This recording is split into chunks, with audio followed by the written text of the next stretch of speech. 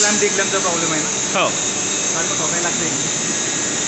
कधी हे आले ना ते जरा प्रेशरचं काम आहे, आहे ना. त्याच्याच मोठी ॲक्टिव्हिटी असणार आहे. विषय काय ऑइल लेवल वगैरे ऑइल व्हेकलचे हायड्रोलिक लेवल ना तिथे जितकी येते नॉर्मल आपल्याला दिसते.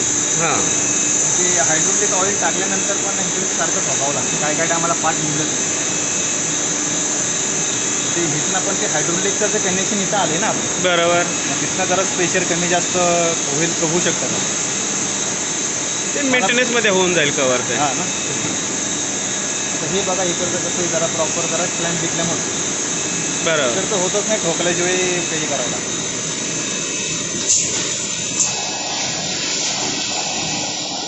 और घुमाना